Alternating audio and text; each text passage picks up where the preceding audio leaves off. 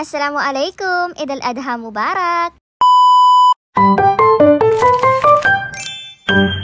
5:30 AM kami umalis sa bahay papunta doon sa pupuntahan namin, which is sa Abpi Mosque kami magsasambayan para sa Eid al-Adha. Sabi nila, compare sa Eid al-Fitr, mas early ang pagsambayang sa Eid al-Adha. And guess what? 3 AM pa lang gising na person na to. Manam namuwatan. Hindi, kasi 3 AM gising na ako kasi marami kaming maliligo. So kailangan mabilisan ang galawan. At syempre, para hindi malate, 'di ba? Yun naman yung purpose, para makadtakpir pa ni mga person. Kasi 'di ba, ang pangit naman na pagdating mo doon, hindi ka pa kaduldo kapag sambayan doon. Iba pa rin yung kalma before mag-start ang sambayang. Alam mo yun? Alhamdulillah masyado for today's weather kasi hindi umulan, hindi umambon. Pero kung umulan man o umambon, alhamdulillah pa rin. While waiting sa tamang oras para pagkapag-start dun sa kapagsambayang na mitakbir na muna. And then after na kapagtakbir bantu na pagsambayang, dan tupa na to kabangge sa kutbaso ustads. And I know for sure, alam nyo na rin yan. Syempre, hindi pwede makalimutan itong lifesaver para sa mga pawisin at tulad ko, itong mini fan na to. Tapos, well, pagkutbaso ustads na mashallah, diwata niya.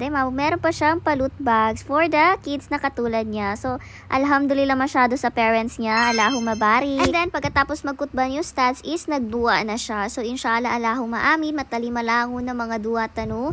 Ang makagapya sa lakita no, ando sa kadakalan. Inshallah, Allahumma amin. Alhamdulillah. Astagfirullah.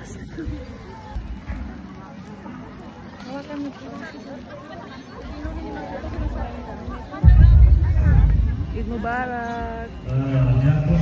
Eid Mubarak. Eid Mubarak.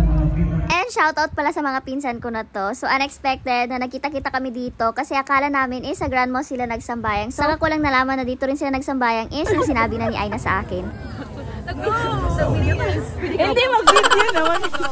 Hindi pwedeng walang picture kasi minsan lang talaga nagkakataon na magkakasama kami sa isang place for Eid. Kasi kapag hindi kami sa Cotabato nagsasambayang, sa UP kami, and then minsan naman kapag nasa Cotabato, sa City Hall kami nagsasambayang, and then sila naman sa Grand Mosque. After nga namin mag-group pic and then selfie, ayan na nga, lumabas na rin kami kasi inaantay na kami ni Insar doon sa labas. Hindi na niya pinasok yung sasakyan nila kakabenot kasi para hindi na makakos ng traffic. And tinanong namin si Pupu kung okay lang sa kanya na maglakad na lang hanggang doon sa kanto. Sabi niya na, okay, kaumeng ka di ka na okay, nalamig namin sa puwat ng ganito para maging okay busog kanin. Charis! Bali, pagdating namin sa bahay nila kakabenot, na nag-TikTok ang first son.